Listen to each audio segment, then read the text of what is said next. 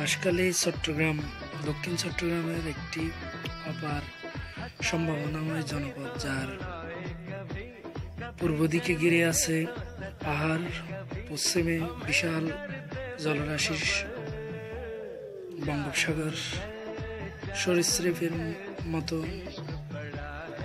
একে বেঁকে মধ্যখানে বয়ে গেছে জলকদর নদী। সামগ্রিক দিক দিয়ে এত সম্ভাবনা সত্ত্বেও কর্তৃপক্ষের উদাসীনতার কারণে এই জনপদ এখনো কাঙ্ক্ষিত লক্ষ্য অর্জন করতে পারেনি। এখানে রয়েছে দেশের সবচেয়ে দীর্ঘ ঝুলন্ত ব্রিজ সহ ইকো পার্ক, রয়েছে প্রাচীন স্থাপত্য নিদর্শন বকশী আহমেদ জামে মসজিদ, আছে একমাত্র পুকুরিয়া চা বাগান, আরো অনেক নিদর্শন রয়েছে। তার মধ্যে আজকে আমি রহিম সৈকত আপনাদেরকে পুকুরিয়া চা বাগান সম্পর্কে জানাবো। আশা করি আমাদের সাথেই থাকবেন। অপার সম্ভাবনাময় দক্ষিণ চট্টগ্রামের একমাত্র চা বাগানটি বাঁশখালীর পুকুরিয়া সাধনপুর সাতকানিয়া চরত্রী ইউনিয়ন নিয়ে চাঁদপুর বৈলগাঁও এলাকায় অবস্থিত। 1900 শতাব্দীতে 3672.53 একর জায়গার উপর দিয়ে এই চা বাগানটি প্রতিষ্ঠিত হলেও বর্তমানে চা চাষের আওতায় এসেছে প্রায় 15,000 একর জায়গা। আরো প্রায় 2,000 একর জায়গাকে শিগগির চা চাষের আওতায় আনা হবে বলে জানান চাঁদপুর বৈলগাঁও চা বাগানের ব্যবস্থাপক মোহাম্মদ তসলিম উদ্দিন চৌধুরী। বর্তমানে এই চা বাগানে কাজ করছে শত শত শ্রমিক। বিপুল সম্ভাবনাময়ী এই চা বাগানের চা পাতা এখন দেশের সীমানা পেরিয়ে বিদেশেও রপ্তানি হচ্ছে।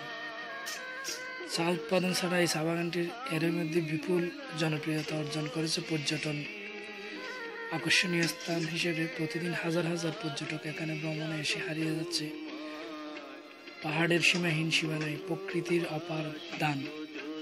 উঁচু নিচু পাহাড়ের সবুজ ঘেরায় চা বাগানটিতে অত্যাধুনিক পর্যটন এলাকা হিসেবে গড়ে তোলা হলে এটাই হবে বৃহত্তর চট্টগ্রামের অন্যতম পর্যটন কেন্দ্র, যা থেকে আয় হবে সরকারের বিপুল অর্থের রাজস্ব। 1912 সালের দিকে পুকুরিয়ায় চাঁদপুর বৈলগাঁও চা বাগানের যাত্রা শুরু হয়েছিল। কুণ্ড সম্প্রদায়ের রায় বাহাদুর ছিলেন এই চা বাগানের মালিক, তাই এই বাগানের নামে একসময় কুণ্ড চা বাগান নামেও পরিচিত ছিল। 1965 সালের পাক ভারত আমল পর্যন্ত এই চা বাগান রক্ষণাবেক্ষণ ও পরিচালনার দায়িত্ব ছিল কুণ্ড পরিবার। পাক ভারত যুদ্ধের পর কুণ্ড পরিবার পাকিস্তান ত্যাগ করলে তার তদারকির দায়িত্ব নেন বাঁশখালীর আব্দুল সালাম মুন্সি।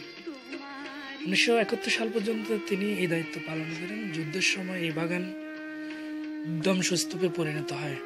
পরে এটাকে রাষ্ট্রপতি 98-72 নম্বর ধারা মোতাবেক খাসভুক্ত করে আবার উজ্জীবিত করার জন্য তৎকালীন জেলা প্রশাসক চট্টগ্রাম বাংলা টি বোর্ডকে দায়িত্ব দেওয়া হয়। সেই অনুসারে 1985 সালে চা বোর্ড প্রথম আবাদ শুরু করে। তারা তাদের অভিষ্ট লক্ষ্যে পৌঁছাতে না পারায় এর দায়িত্ব অর্পণ করে বাঁশখালী টি কোম্পানির উপর। টি কোম্পানি বাগানে সম্প্রসারণ করে চা চাষের আওতায় নিয়ে আসে। 2003 সাল পর্যন্ত চা বাগানের কার্যক্রম চালায় বাঁশখালী টি কোম্পানি। 2003 সালে বাঁশখালী টি কোম্পানি এর মালিকানা ব্র্যাকের নিকট হস্তান্তর করে। ব্র্যাকের কাছে চা বাগানের দায়িত্বভার প্রদানের পর ব্র্যাক প্রায় 1,500 একর জায়গাকে চা চাষের আওতায় নিয়ে আসে। তাতে 600 শ্রমিক সহ প্রায় এখন বর্তমানে 700 কর্মচারী নিয়োজিত রয়েছে। 2007 সালে এই চা বাগানে চা প্রক্রিয়াজাতকরণ যন্ত্র স্থাপন করা হয়।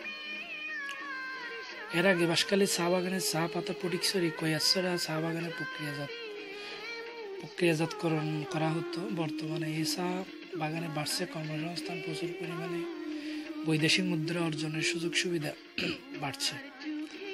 ব্র্যাক দায়িত্ব গ্রহণের পর অবকাঠামো উন্নয়ন ও আবাদ জমির সম্প্রসারণ হয়েছে চোখে পড়ার মতো। চা শিল্প বিকাশের জন্য দক্ষ শ্রমিক, সময়োপযোগী ব্যবস্থাপনা, যা বর্তমানে ব্র্যাক তাদের সম্পূর্ণরূপে ক্লোন চা উৎপাদনের জন্য শ্রম দিয়ে যাচ্ছে। দক্ষিণ চট্টগ্রামের একমাত্র এই চা বাগানটি দেখতে দেশের বিভিন্ন প্রান্ত থেকে প্রতিদিন লোকজন পরিদর্শনে এলেও বাগানে যাওয়ার রাস্তাটি যেন করুণ দশা। এই করুণ জরাজীর্ণ সড়ক দিয়ে যাতায়াত করছে পর্যটকরা, অথচ সরকার অভ্যন্তরীণ ভূমির রাজস্ব হিসেবে পুনর্ভাগ ভ্যাটও পাচ্ছে।